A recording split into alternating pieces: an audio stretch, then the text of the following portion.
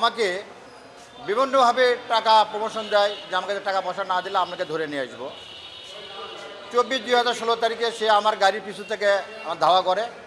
আমি গাড়ি নিয়ে যাচ্ছিলাম খড়না থেকে আতাইল গ্রামে।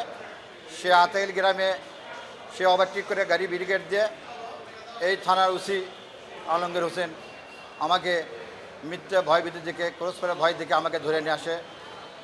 থানায় নিয়ে এসে আমাকে ছাড়া দেবে বলে কথা দেয়। বলছে আপনার কোনো সমস্যা নাই, আপনার কোনো মামলা নাই, তবে আপনি থানায় গেলে আমি সঙ্গে কথা বলে ছাড়িয়ে দেবো। কিন্তু থানায় নিয়ে আসার পর কাস্টডি করে।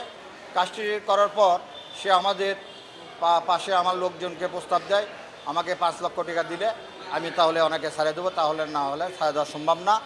এবং ওই মুহূর্তে বলে যে উনি যদি টাকা পয়সা না দেয় আমি তাকে ক্রস ফায়ার অর্ডার আছে, ক্রস ফায়ার করবো, অথবা আমি আর্মসের মামলা দেব। যাই হোক, আমি ওই মুহূর্তে আমার ওয়াইফকে, আমার সহকর্মী নগরী স্বপনকে আমি টাকা দিই। সেই টাকাটা ওনার হাতে দেয়। দেওয়ার পর আমাকে ওখান থেকে মুক্ত করে দেওয়ার জন্যে কথা বলে, কিন্তু আমাকে মুক্ত না করে আমাকে নতুন করে একটা অজ্ঞাত মামলা, আমার কোনো মামলা ছিল না, একটা অজ্ঞাত মামলা আসামি করে সে কোর্টে চালান করে। পরে দেখা যায় ওই মামলা 2টা মামলা হয়েছে। ওই পরিপ্রেক্ষিতে আমি বিগত 2016-2026 আমি 25-এ আমি একটা মামলা করি।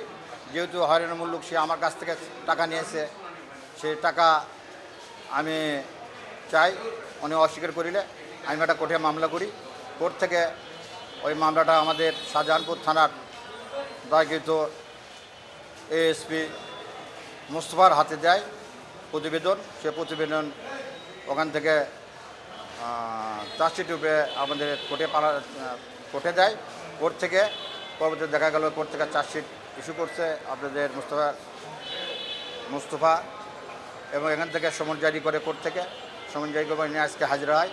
এই হাজিরা দিতে আসে উনি কাস্টডি হয়। বিগত আওয়ামী লীগ স্বৈরাচারের সময় এভাবে কিছু ওসি ছিল আমাদের থানায়, শুধু আমাদের থানা, গোটা বাংলাদেশের এরকম থানায় ওসি ছিল, যারা মিথ্যা মামলা হামলা দিয়ে সাধারণ জনগণ, সাধারণ বিএনপি নেতা কর্মীকে হয়রানিমূলক বিভিন্ন হুমকি ধামকি দিয়ে টাকা পয়সা আদায় করছে।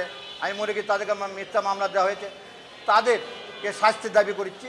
এই ওসির মাধ্যমে গোটা বাংলাদেশে আমি মনে করব আর কোনো ওসি যান এরকম এই আলমগীর হোসেনের মতো ওসি যান কোনো সৃষ্টি না হয়, মিথ্যা মামলা দিয়ে টাকা পয়সা নেওয়ার জন্য আগ্রহ প্রকাশ না করে, এতে যেন শিক্ষা হয়। আমাদের একটা সিআর মামলায়, কোর্টের একটা সিআর মামলায় আজকে সমনের প্রেক্ষিতে জনাব আলমগীর হোসেন উনি হাজিরা দিতে এসেছিলেন। হাজিরা দিতে আসলে আমাদের সিনিয়র জুডিশিয়াল ম্যাজিস্ট্রেট 3য় আদালতের বিজ্ঞ বিচারক তাকে কাস্টডির আদেশ দেন।